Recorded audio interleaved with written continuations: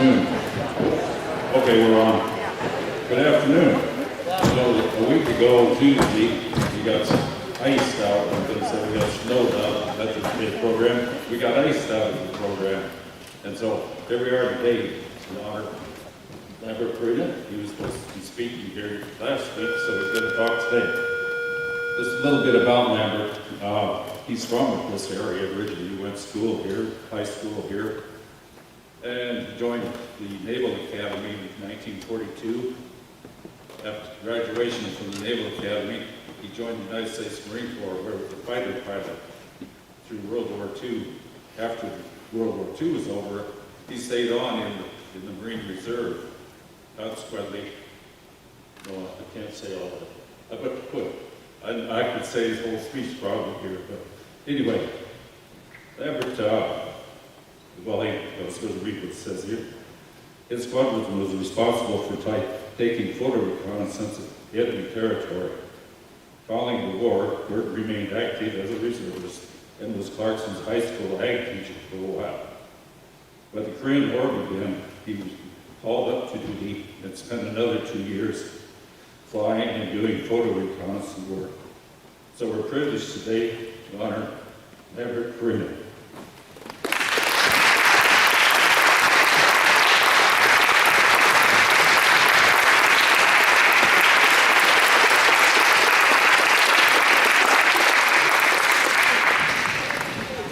Thank you, Cecil. Thank you, students and teachers, staff. It's a pleasure to be here this afternoon, and Cecil took away some of my dynamite here, but I'll cover parts of it. Veterans Day is actually 102 years old. It was established as of the 11th hour, 11th day, and 11th month of 1918. The official ending of World War I. And that war was supposedly a war to end all wars. And obviously we know that that didn't materialize. On Memorial Day, we pause to honor those veterans who paid the supreme sacrifice of their lives in defending our country and our freedom. Veterans Day is set aside to honor our living veterans as well as those who have entered God's kingdom. In 1938, Congress declared November 11th as Armistice Day. In 1954, at the urging of the American Legion and veterans of foreign wars, Congress did change the name to Veterans Day. In case you have forgotten, as Cecil pointed out, I was trained as a fighter pilot in the Marine Corps, and then when the Korean War broke out, I spent another 2.5 years there, and 4 years in World War II. Being assigned to a photo reconnaissance squadron kind of ended my dream of being the so-called ace of the base. You know, you shoot down 5 airplanes, you become ace of the base. Well, you don't shoot down too many airplanes with cameras. Our mission was a little bit different. We'd go in and out ahead of our troops and try to get pictures of what they might run into, and then we'll also do some photography after the battle or the whatever, and see how much damage was done. I found myself stationed in such exotic places as the island of Okinawa, Tsingtao, China, and twice in South Korea. Once during World War II, which very few people were aware of, and then during the Korean War in South Korea also. I survived my 4,000 hours of flying time, and except for the grace of God, I probably wouldn't be standing at this podium today. Even with our unbelievable technology of today, no one has quite figured out how to park an airplane in midair and wait for a mechanic to come and repair it. And at my tender age of 98, my life has spanned from the horse and buggy days through outer space explorations. And I have no idea what the future may hold and whether or not our technology will improve even beyond what we have today. Let us remember the men and women who have served and are still serving our country's needs and have proudly earned the distinction of being called a veteran. Some of us were called to serve overseas in many different combat zones. Some others served in non-combat assignments. Yet we are all veterans who deserve the recognition bestowed upon us on Veterans Day. Today I'd like us to honor and pay tribute to a World War II veteran who has the dubious distinction of being the last American serviceman killed in combat in the European theater of operation. It happened at 8:30 in the morning of May 7, 1945, 6 hours after Germany had surrendered at Reims, France. The location was in Czechoslovakia, where the 803rd Tank Destroyer Battalion was ambushed by an element of the famed German Panzer Division. Killed was Private First Class Charles Havlot of Dorchester, Nebraska.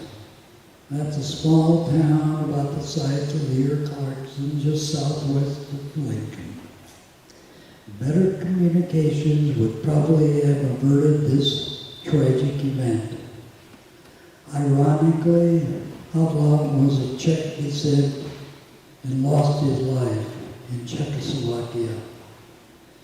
On Veterans Day, we do honor all veterans alive or deceased.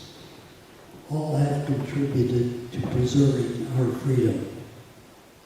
We must also never forget that over 1 million veterans have paid the supreme sacrifice of their lives, and too often we Americans take our freedoms for granted.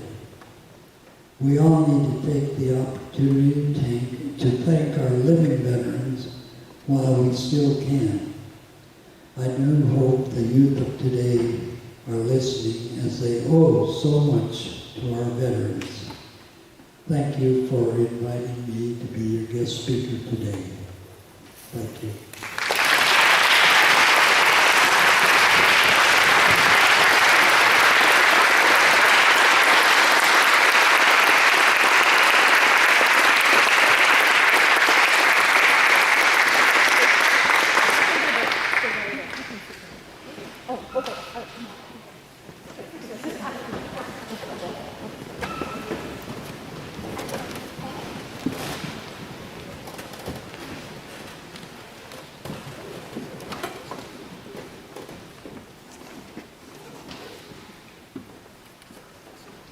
Good afternoon.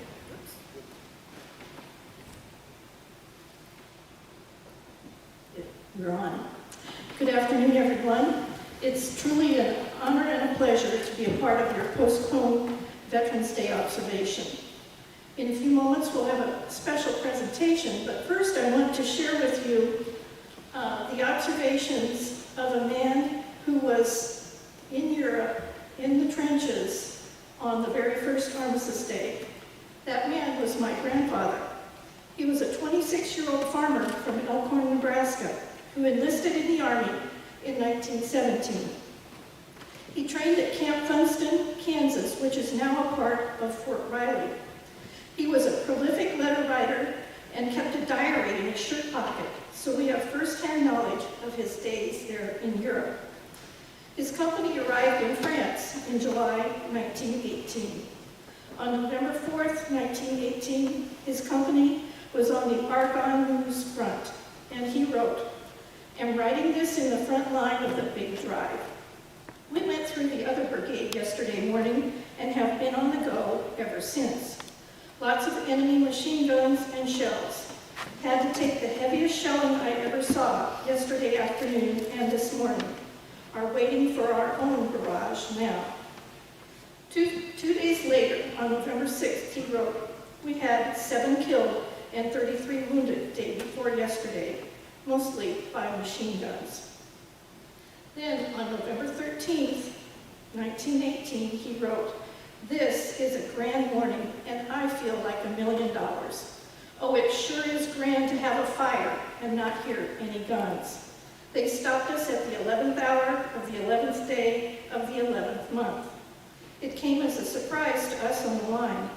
We had heard rumors, but couldn't believe them, with the big shells breaking and machine guns rattling. Men were killed in Company H, 354th, at 10 minutes to 11, right near here.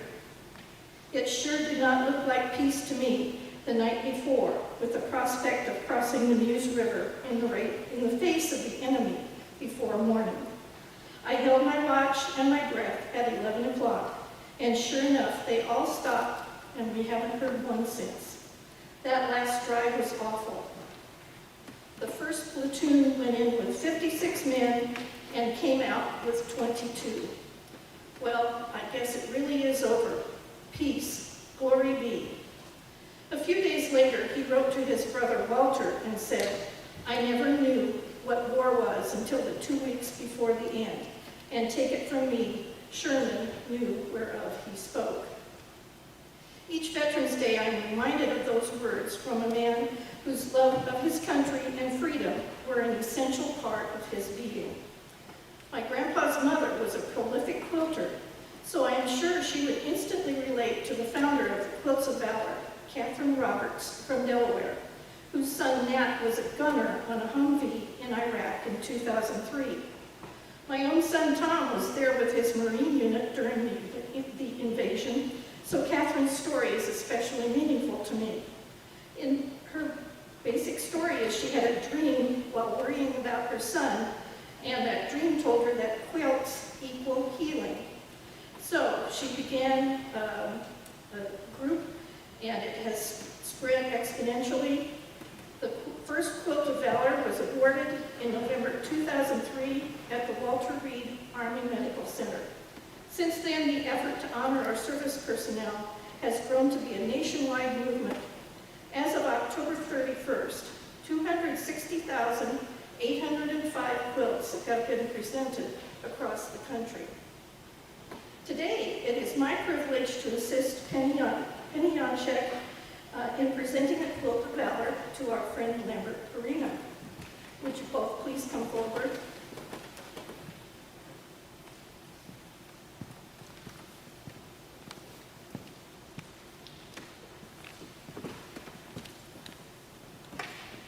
First, Lambert, we honor you for your service. We honor you for leaving your home and your loved ones and all that you held dear, to stand in harm's way in a time of crisis, protecting us from the enemies of our country.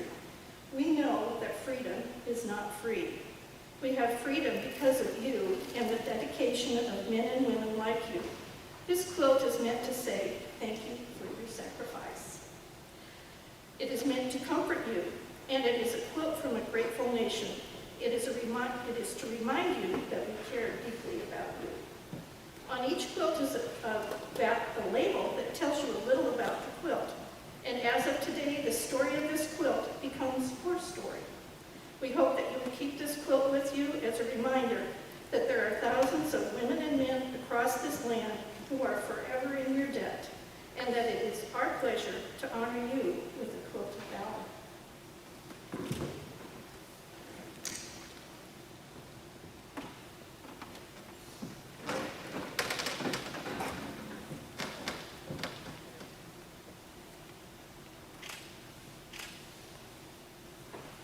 And Lambert, I must say, you exemplify the greatest generation to the nth degree.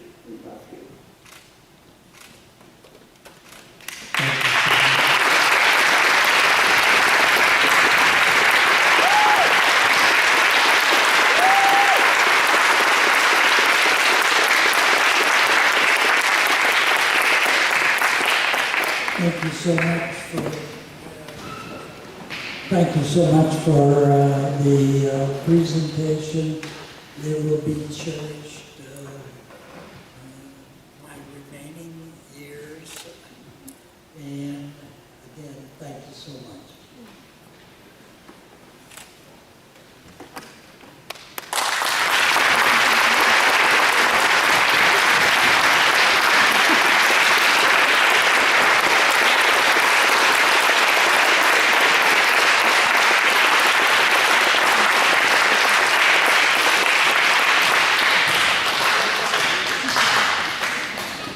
All right. Thanks, guys. You can head back to classes now.